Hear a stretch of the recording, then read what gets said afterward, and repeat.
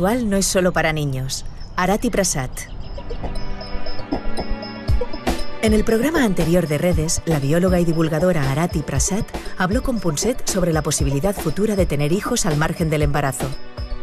En este nuevo capítulo, Prasad regresa al programa para dar un paso más y dar a conocer las puertas que están abriendo campos como la clonación o las células madre, ante un futuro en el que podamos concebir hijos sin practicar sexo. Y la mirada de Elsa aborda hoy las frágiles diferencias que separan a hombres y mujeres, diferencias a veces utilizadas como trincheras insalvables, si bien se trata a menudo de distintas maneras de expresar las mismas emociones.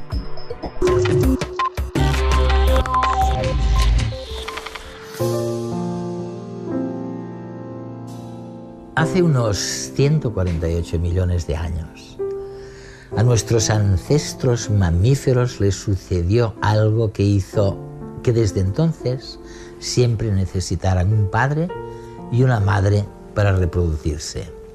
Parece que ciertos genes implicados en la nutrición del bebé en el útero quedaron bloqueados en las hembras de nuestros ancestros, pero no en los machos. La nutrición del bebé en el útero pasó entonces a ser controlada por el ADN del padre, por lo que la contribución masculina sería imprescindible al engendrar y gestar a nuestros descendientes. Hoy, con el avance científico y tecnológico, estamos burlando algunas restricciones de nuestra biología. Y ante dichos avances, cabría preguntarse si podríamos reproducirnos sin necesidad de tener dos progenitores, es decir, un padre y una madre. ¿Sería eso posible? En este capítulo de Redes lo averiguaremos junto a la bióloga Arati Prasad. Hay una pregunta que probablemente permanecerá durante otros 100 años. Como decías, si los animales o algunos animales pueden tener crías sin un macho, ¿cómo podrá el ser humano tener un bebé sin un macho? Los seres humanos son mamíferos. Así que todo esto se remonta a un fenómeno que le sucedió hace 148 millones de años a uno de nuestros antepasados. ¿En qué punto algunos de nuestros genes empezaron a bloquearse de una manera específica según el género? Solo hay unos 80 de ellos, pero los que están bloqueados en el macho no lo están en la hembra y viceversa. Yo lo describiría así: si tuvieras dos ejemplares del mismo libro, pero en un libro no pudieras leer las páginas 10 y 12, cogerías el otro ejemplar para leer esas páginas. Y en este no puedes leer la página 9, así que debes volver a primer ejemplar. Sucede lo mismo con la madre y el padre. Las palabras están ahí, pero no se pueden leer. Los genes están ahí, pero no se pueden leer. Para poder leer la historia entera debes tener los dos progenitores. Los genes bloqueados de esta manera son los que controlan el desarrollo cerebral y el crecimiento. La idea interesante aquí es: ¿por qué en los seres humanos y los mamíferos es así, pero no en otros animales? Creo que todo tiene que ver con la placenta. Si observamos los genes no bloqueados del macho, veremos que son los que controlan el crecimiento de la placenta y ciertas partes del crecimiento del cerebro. El padre controla lo bien que la cría extrae los nutrientes de la madre. El embarazo por fuera es algo fantástico, casi mágico. Los cambios en la mujer son maravillosos, al menos visto desde fuera. Pero por dentro resulta que es todo lo contrario. Es una especie de batalla en la que el sistema inmunitario y el organismo de la madre deben organizarse para proteger al futuro bebé, nutrirlo y al mismo tiempo protegerse y nutrirse a ella misma también. Piensa en muchos animales, también los seres humanos, que son promiscuos por naturaleza. El padre fertilizaría el óvulo y la madre se encargaría de la cría. Luego el padre se iría y quedaría libre. Sin embargo, aunque se haya ido, quiere asegurarse de que la cría que ha creado saca todo el provecho posible de los nutrientes maternos. La madre, por su lado, probablemente tiene otras crías y tendrá más, incluso con otros padres. pero también quiere proteger sus propios nutrientes para sí misma. Los genes paternos intentan maximizar lo que la cría puede tomar del organismo de la madre. Así que es posible que todo este sistema que se desarrolló, que ahora implica que hombres y mujeres se necesiten el uno al otro para reproducirse, sea consecuencia de la historia de la evolución y sirva para proteger a un hijo cuando las personas se reproducen de esta manera.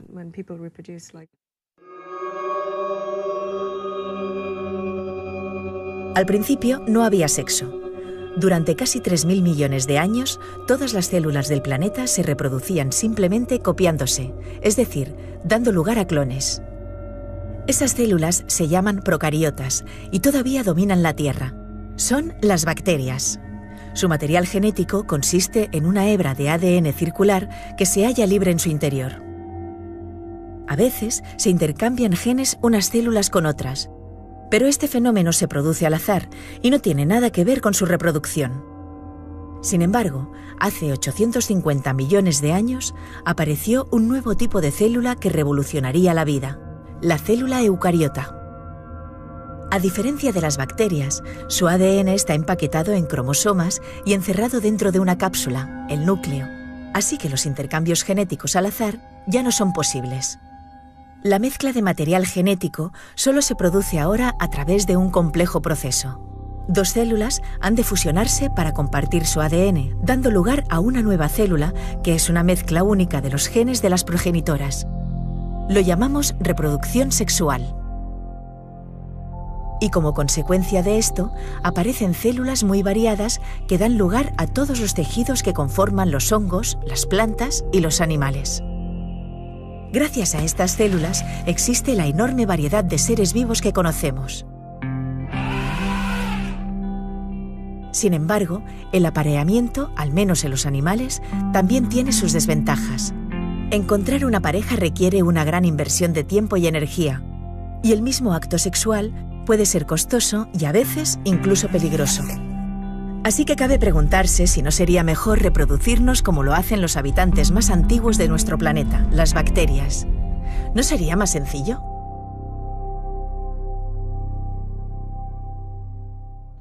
A ver, una pregunta personal. ¿Crees que podría ser mejor tener un hijo como resultado de una sola persona? ¿Sería menos arriesgado? ¿Sería menos perjudicial? Contemplemos los orígenes del sexo. Partamos de los animales que no tienen sexo, que son muchos. En biología hay algo que llamamos la paradoja del sexo, que afirma que el sexo es potencialmente peligroso para las hembras. Puede causarles daños, puede contagiarles virus y además diluye el ADN materno, ya que cada cría recibe solo la mitad de su ADN. En términos reproductivos, sería mucho más eficiente transmitir todo tu ADN a tu hijo que tener dos individuos, ya que así solo tendrías que copiarte a ti misma.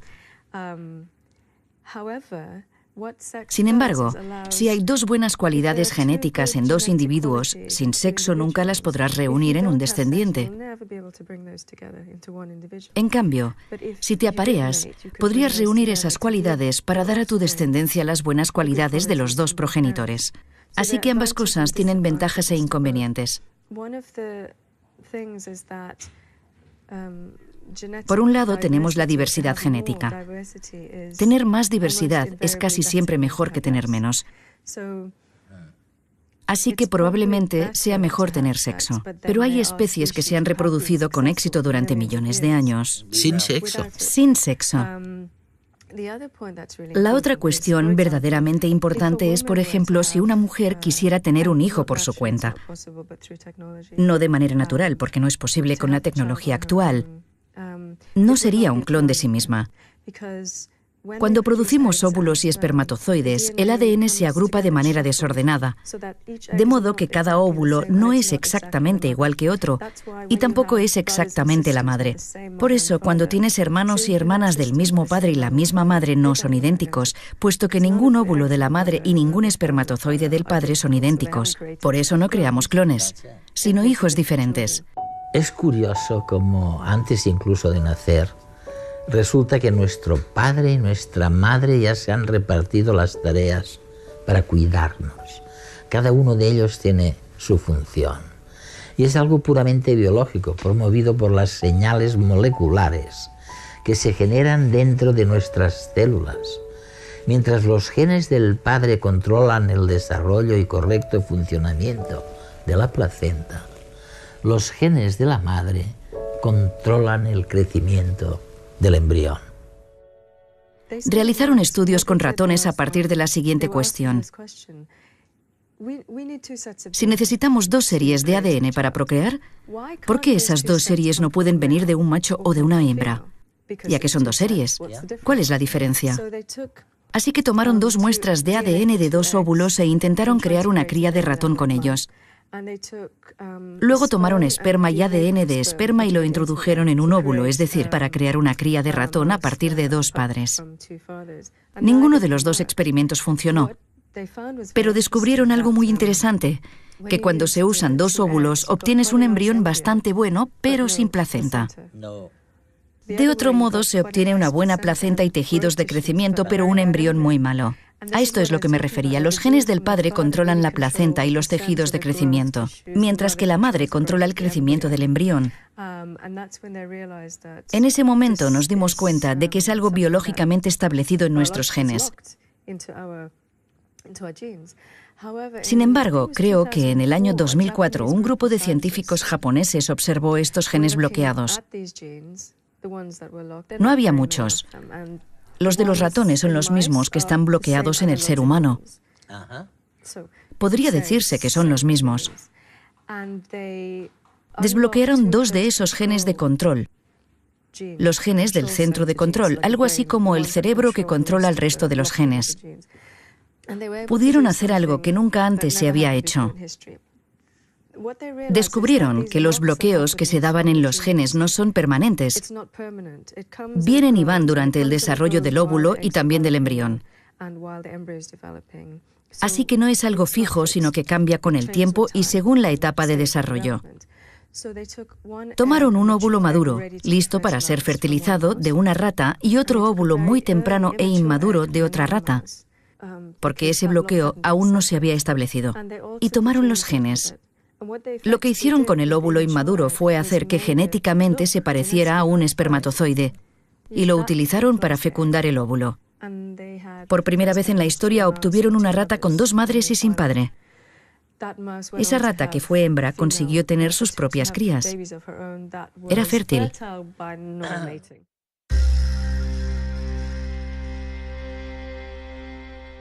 Hombres y mujeres siempre se han necesitado mutuamente para hacer bebés. Sin embargo, en las mitologías de distintas culturas se repite la misma historia. El primer hombre sobre la tierra desciende de un único progenitor. Los dioses no necesitan a nadie más que a sí mismos para dar lugar a sus hijos humanos.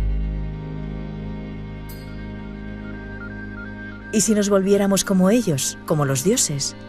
¿Y si dejásemos de necesitar pareja para engendrar vida?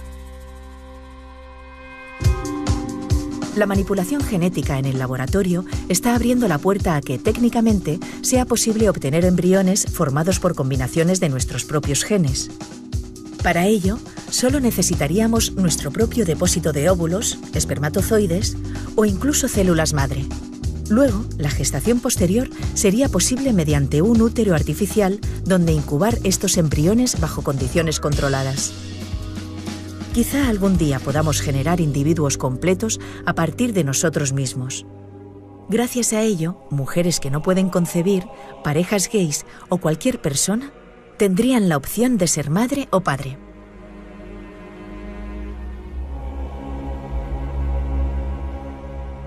Hace unas décadas, algunos científicos decían, la gente se equivoca. Se referían a que prestamos demasiada atención al físico y que nos enamoramos por el físico en lugar de hacerlo por la proyección genética futura. En cierto modo, tu manera visionaria de ver el sexo nos hace recordar que lo importante es cómo acaba todo este proceso. Y que nosotros y nuestras sociedades estamos cambiando. Por ejemplo, uno de los motivos por los que las mujeres tienen hijos más tarde es porque reciben más formación. Sí. No queremos regresar a una situación en la que las mujeres no recibían tanta formación o no tenían las mismas oportunidades. Pero independientemente de lo que hagamos socialmente y de lo que el gobierno haga, proporcionar asistencia infantil o lo que sea que haga o no, aún tenemos este reloj biológico que se detiene. Creo que una de las cuestiones importantes del futuro será que las mujeres no tengan este reloj. Quizás puedan generar óvulos nuevos y sanos. Cuando la mujer envejece, el ADN de los óvulos es menos sano y por eso nacen criaturas con deficiencias como el síndrome de Down, en el que hay 3 copias del cromosoma 21 en lugar de solo 2. Sale mal. Pero imaginemos una situación en la que las mujeres, como los hombres, no tuvieran límite temporal. Así es. En una conferencia que di, una mujer mayor me dijo: pero eso es natural. Que una mujer deje de tener hijos a una edad determinada es natural. Creo que era natural, pero recordemos que cuando se produce la menopausia, alrededor de los 50 años, en gran parte de la historia de la humanidad, las mujeres no vivían mucho más de esos 50 años. En la actualidad, si vivimos 100 años, eso representa la mitad de la vida. El cerebro funciona, el cuerpo funciona, pero los ovarios han dejado de trabajar. No son solo la menopausia o la reproducción. Asociamos a la menopausia que los huesos sufren, que puede haber un riesgo de cardiopatía. Hay muchas cosas así. Y se está pidiendo a las mujeres que vivan con eso durante mucho más tiempo. Nunca hemos tenido una vida tan larga como la que vivimos en la actualidad. Y la vida se alargará aún más. La menopausia y muchos de esos mecanismos biológicos y genéticos evolucionaron en una época en la que vivíamos de una manera muy distinta a la actual. Además, hablamos de ser natural mientras decimos a nuestros adolescentes que no tengan hijos. ¿Es eso natural? Si nos fijamos en sus cuerpos, estos están listos para reproducirse y los adolescentes quieren sexo todo el rato. Así que, si lo pensamos, hacer que no se reproduzcan es en cierto modo una manera de alterar la genética. Así que es natural que los adolescentes tengan hijos, pero les decimos que no lo hagan porque socialmente no es bueno. Es natural que las mujeres tengan la menopausia y dejen de tener hijos, pero quizás no alcances esa etapa hasta que tienes 40 años y dices: tengo casa, tengo una carrera, estoy lista, pero ya no tienes óvulos. Pero ahora estamos equiparando la formación, la carrera profesional e intentamos competir con los hombres. La Comisión Europea y los gobiernos dicen: las mujeres deberían estar en las juntas directivas de las empresas. ¿Dónde están? No están ahí porque son las que piden la baja para cuidar de la familia. Podemos intentar igualar las cosas, pero el problema es biológico y algunas de estas tecnologías podrían responder o dar soluciones a estos problemas. La idea de tener hijos sin la contribución de una pareja nos resulta extraña porque va en contra de todo lo que asociamos con nuestra especie. Al fin y al cabo, el grupo familiar fue lo que nos permitió sobrevivir en un primer lugar, en la sabana africana, donde evolucionamos desde los primeros homínidos y nos convertimos en el Homo sapiens.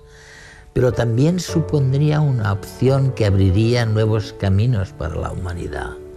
¿Quién sabe si nos llevaría a eliminar esa división ancestral entre hombres y mujeres que ha condenado a las hembras en muchas ocasiones a un rol de madre del que muchas veces no se les ha dejado salir?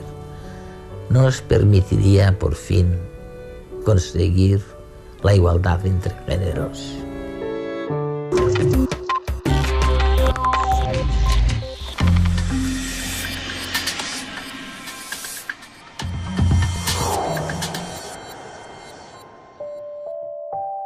Todos los seres vivos nos reproducimos de 2 formas básicas, sexual y asexual.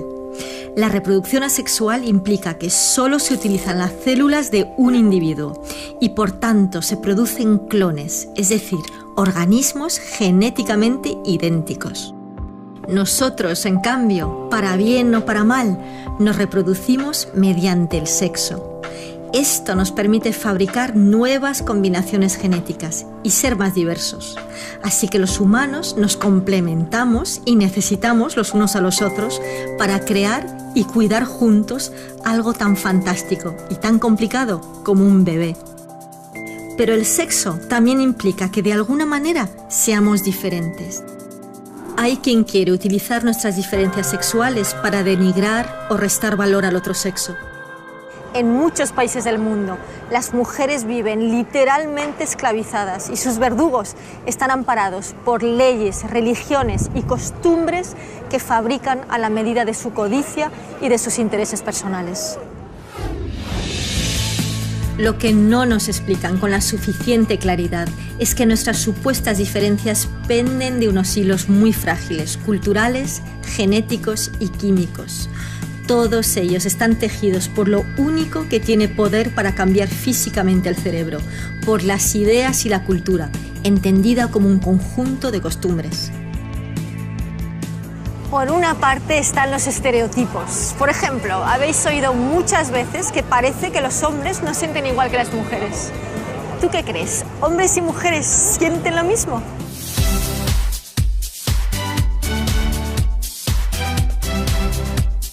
Hola. Hola. ¿Sentimos lo mismo hombres y mujeres? Yo creo que cada uno siente de una manera. A nosotros nos gusta más el orden, el tener las cosas en su sitio. En todo yo puedo ser más pasional, el menos, yo más cariñosa, el menos, o sea, todo así. De pequeño me gustaban las pistolas, los carros de combate. A nivel de nuestras edades hay una diferencia tremenda. Ahora ya la juventud es diferente.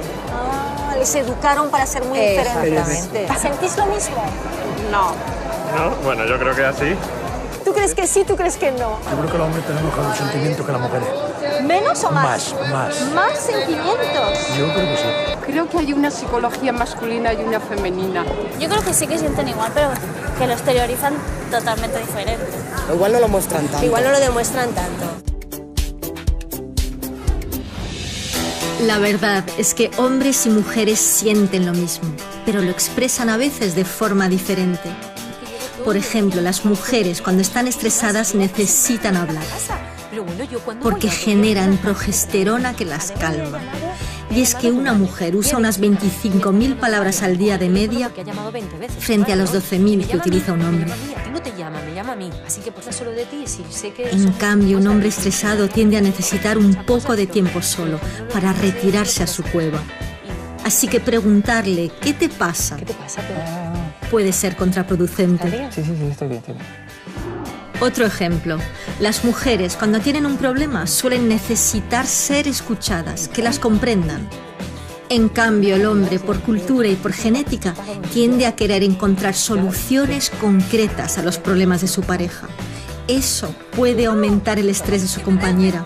¡Que me dejes sola! Por ello, si tiene un problema, una mujer tiende a buscar a otra mujer para que simplemente la escuche.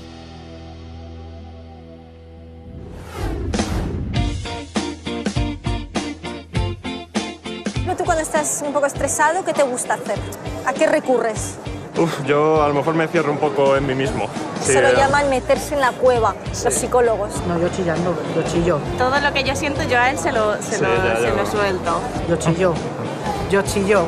So you don't like talking as much when you're nervous? Not really. I prefer not to. ¿Y te gusta que te den soluciones o simplemente que te escuchen? Que me escuchen. Contar los problemas, que te viene bien, porque si cuentas una vez o dos veces, ya es como que has descargado. Y cuando usted está estresada, ¿qué hace para relajarse? ¿Qué le gusta hacer? ¿Qué me gusta hacer? Sí, irme a la peluquería. Pero ojo, porque nada de esto es inmutable. Los estudios con transexuales nos han mostrado hasta qué punto, si administras a una mujer testosterona durante unos meses, adquiere no solo los rasgos físicos de un hombre, sino que también le cambia la estructura del cerebro y, por tanto, su forma de pensar tradicional. Y viceversa. Aprenderemos a convivir con las diferencias de género como una simple estrategia que nos permite ser más diversos, o decidiremos aplicar la tecnología para ser todos iguales o muy similares. Para superar prejuicios respecto a nuestras diferencias, basta con aprender a ser más empático, a ponerse en la piel del otro. Por ejemplo, los hombres tienden a ir más al grano, a valorar el final de las cosas más que el proceso. Si eres hombre, haz esta prueba. Cuando tu mujer te pregunte cómo te ha ido el día, cuéntale detalles, anécdotas y descripciones a las que quizás no sueles dar importancia. Háblale como si el resultado no fuese lo único importante. Verás qué cara pone. Los estudios también sugieren que los hombres se identifican menos con sus cuerpos que las mujeres. Les gustan más los sistemas y las máquinas. Así que la próxima vez que a tu chico le pase algo con su coche, si se pone nervioso, acaríciale la nuca. Él reacciona así tal vez porque se identifica mucho con los objetos. La empatía, ponerse en la piel del otro para comprenderle, nos permite ser conscientes de los demás. Al fin y al cabo, cada hombre encierra dentro una mujer y viceversa. ¿Cuidáis lo suficiente al hombre y a la mujer que todos llevamos dentro?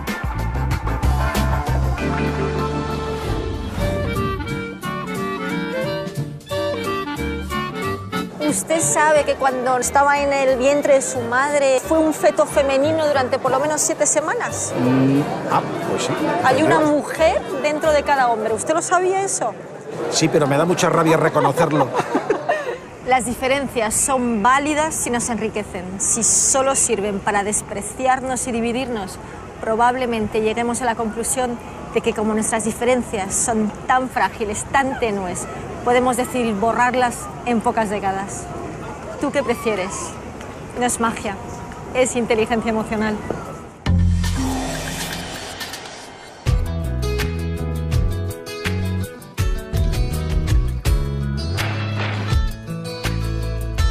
A mí me gustaría saber qué es un flechazo.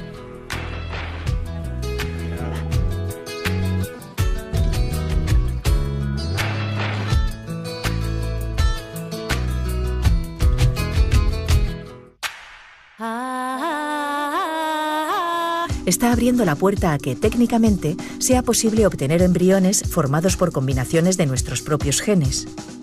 Para ello, solo necesitaríamos nuestro propio depósito de óvulos, espermatozoides o incluso células madre. Luego, la gestación posterior sería posible mediante un útero artificial donde incubar estos embriones bajo condiciones controladas. Quizá algún día podamos generar individuos completos a partir de nosotros mismos. Gracias a ello, mujeres que no pueden concebir, parejas gays o cualquier persona tendrían la opción de ser madre o padre.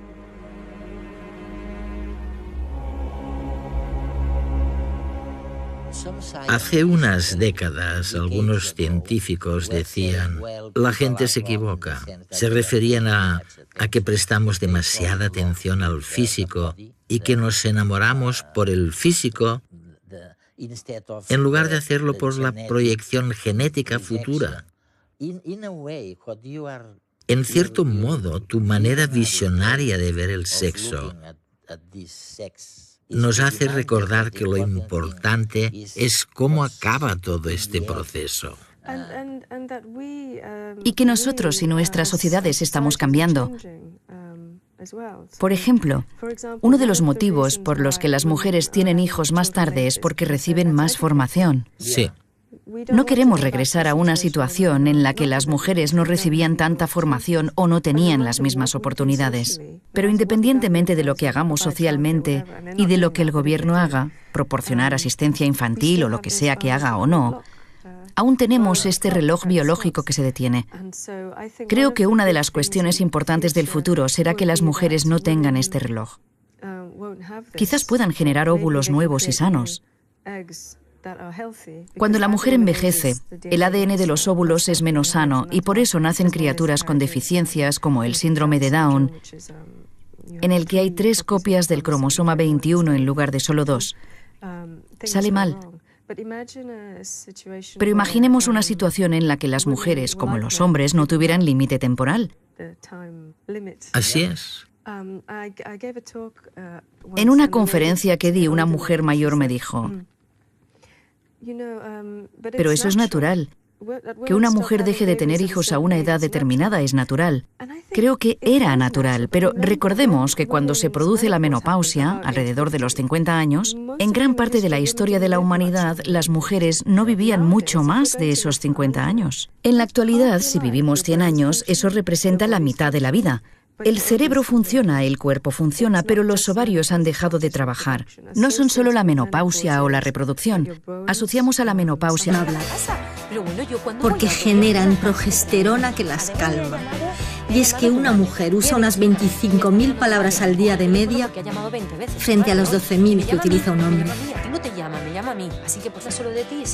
En cambio, un hombre estresado tiende a necesitar un poco de tiempo solo para retirarse a su cueva. Así que preguntarle ¿qué te pasa? Puede ser contraproducente. Sí, estoy bien.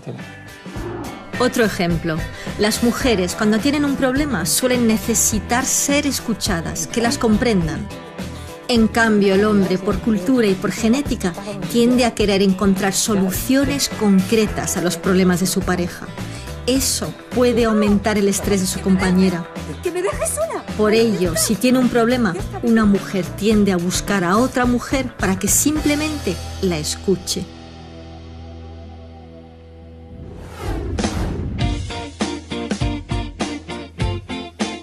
¿Tú cuando estás un poco estresado, qué te gusta hacer? ¿A qué recurres? Yo a lo mejor me cierro un poco en mí mismo. Se lo llaman meterse en la cueva, los psicólogos. No, yo chillando, yo chillo. Todo lo que yo siento, yo a él se lo suelto. Yo chillo. So you don't like talking as much when you're nervous? Not really.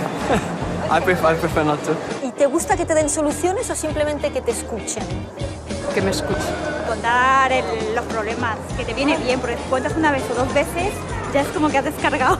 Y cuando usted está estresada, ¿qué hace para relajarse? ¿Qué le gusta hacer? ¿Qué me gusta hacer? Sí, irme a la peluquería. Pero ojo, porque nada de esto es inmutable.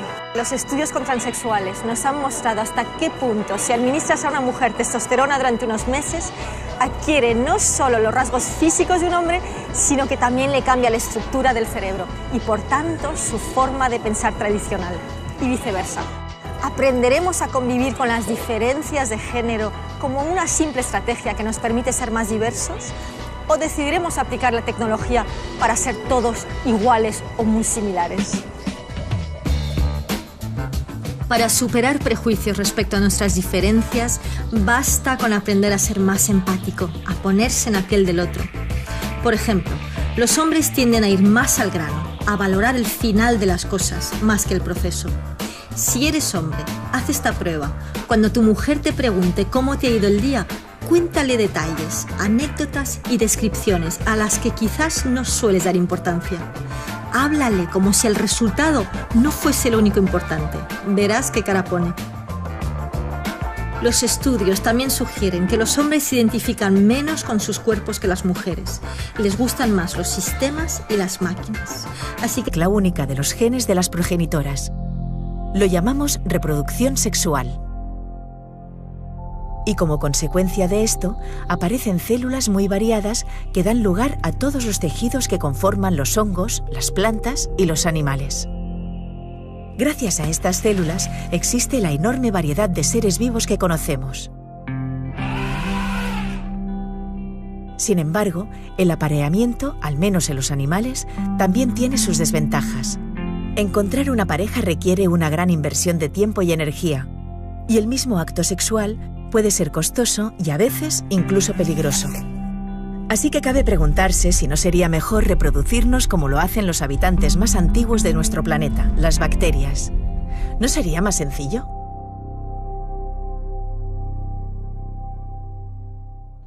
A ver, una pregunta personal. ¿Crees que podría ser mejor tener un hijo como resultado de una sola persona? ¿Sería menos arriesgado? ¿Sería menos perjudicial? Contemplemos los orígenes del sexo. Partamos de los animales que no tienen sexo, que son muchos. En biología hay algo que llamamos la paradoja del sexo, que afirma que el sexo es potencialmente peligroso para las hembras. puede causarles daños, puede contagiarles virus y además diluye el ADN materno, ya que cada cría recibe solo la mitad de su ADN.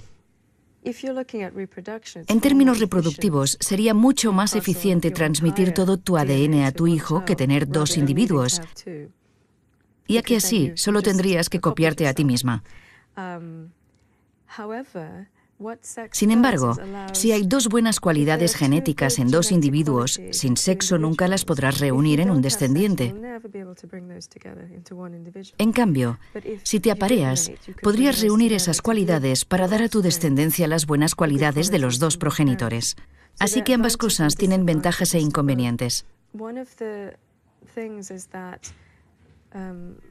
Por un lado, tenemos la diversidad genética. Tener más diversidad es casi siempre mejor que tener menos.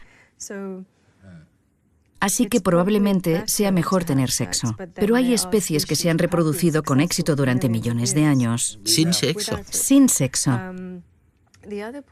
La otra cuestión verdaderamente importante es, por ejemplo, si una mujer quisiera tener un hijo por su cuenta. No de manera natural, porque no es posible con la tecnología actual. No sería un clon de sí misma. Cuando producimos óvulos y espermatozoides, el ADN se agrupa de manera desordenada, de modo que cada... Los genes de la madre controlan el crecimiento del embrión.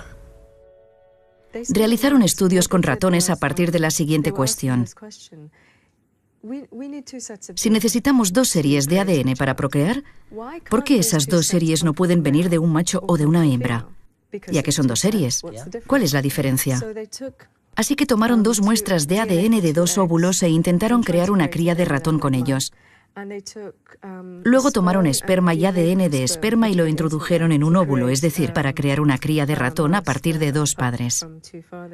Ninguno de los dos experimentos funcionó, pero descubrieron algo muy interesante, que cuando se usan dos óvulos obtienes un embrión bastante bueno, pero sin placenta.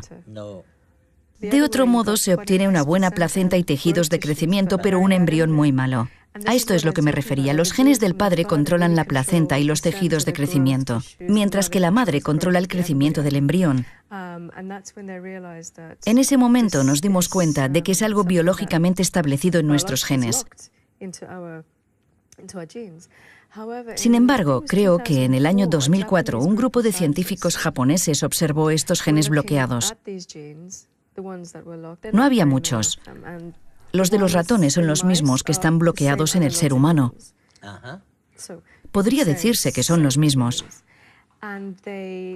Desbloquearon dos de esos genes de control. Los genes del centro de control, algo así como el cerebro que controla el resto de los genes. Pudieron hacer algo que nunca antes se había hecho.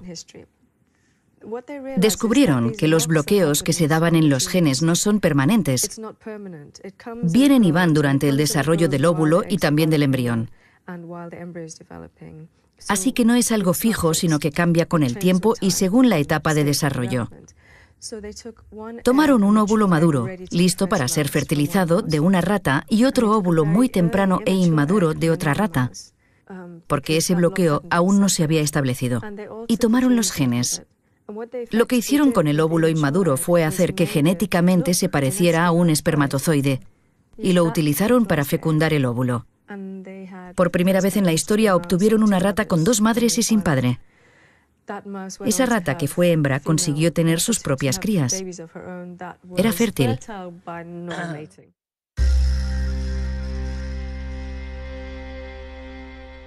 Hombres y mujeres siempre se han necesitado mutuamente para hacer bebés. Sin embargo, en las mitologías de distintas culturas se repite la misma historia. El primer hombre sobre la tierra desciende de un único progenitor. Los dioses no necesitan a nadie más que a sí mismos para dar lugar a sus hijos humanos. Antes se había hecho. Descubrieron que los bloqueos que se daban en los genes no son permanentes. Vienen y van durante el desarrollo del óvulo y también del embrión. Así que no es algo fijo, sino que cambia con el tiempo y según la etapa de desarrollo. Tomaron un óvulo maduro, listo para ser fertilizado, de una rata y otro óvulo muy temprano e inmaduro de otra rata, porque ese bloqueo aún no se había establecido. Y tomaron los genes. Lo que hicieron con el óvulo inmaduro fue hacer que genéticamente se pareciera a un espermatozoide, y lo utilizaron para fecundar el óvulo. Por primera vez en la historia obtuvieron una rata con 2 madres y sin padre. Esa rata, que fue hembra, consiguió tener sus propias crías. Era fértil.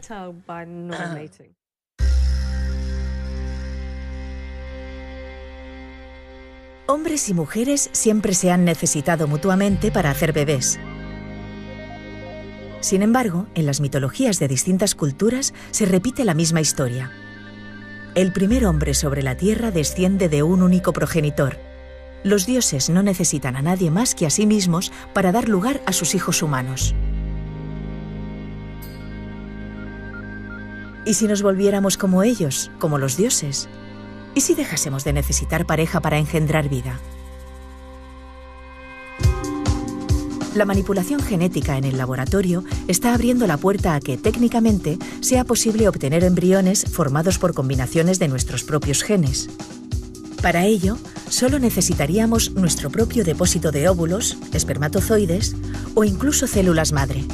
Luego, la gestación posterior sería posible mediante un útero artificial donde incubar estos embriones bajo condiciones controladas. Quizá algún día podamos generar individuos completos a partir de nosotros mismos. Gracias a ello, mujeres que no pueden concebir, parejas gays o cualquier persona tendrían la opción de ser madre o padre.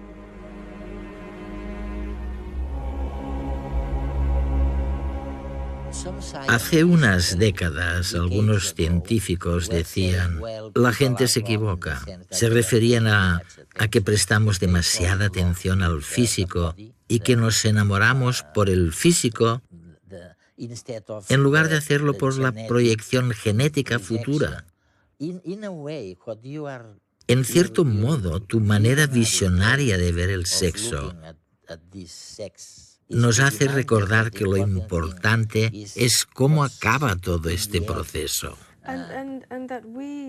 Y que nosotros y nuestras sociedades estamos cambiando. Por ejemplo, uno de los motivos por los que las mujeres... ¿De lo mismo?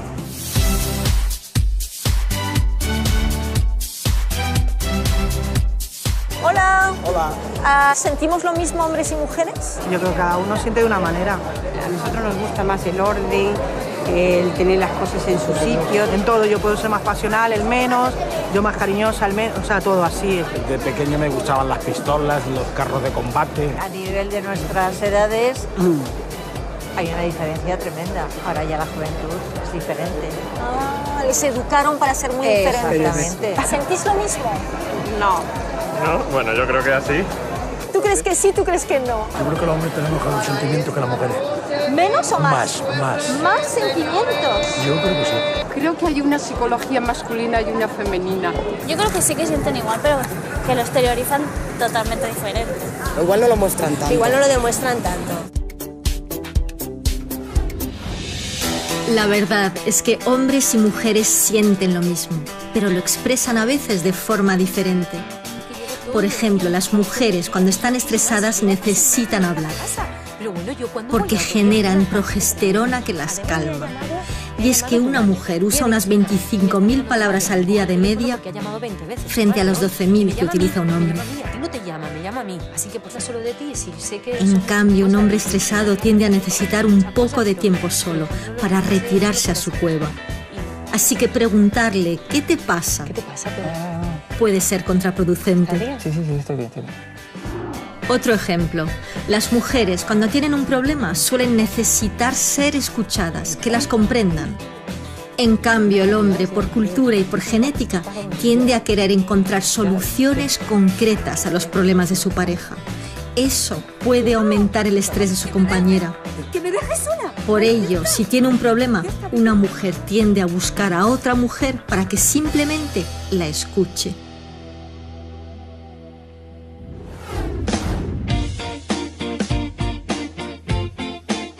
¿Tú cuando estás un poco estresado, qué te gusta hacer? ¿A qué recurres? Yo a lo mejor me cierro un poco en mí mismo. Sí, Se lo llaman meterse en la cueva, los psicólogos. No, yo chillando, yo chillo. Todo lo que yo siento, yo a él se lo suelto. Yo chillo. Yo chillo. So you don't like talking as much when you're nervous? Not really. I prefer not to. ¿Y te gusta que te den soluciones o simplemente que te escuchen? Que me escuche. Contar los problemas, que te viene bien, porque si cuentas una vez o dos veces, ya es como que has descargado. Y cuando usted está estresada, ¿qué hace para relajarse? ¿Qué le gusta hacer? ¿Qué me gusta hacer? Sí, irme a la peluquería. Pero ojo, porque nada de esto es inmutable. Los estudios con transexuales nos han mostrado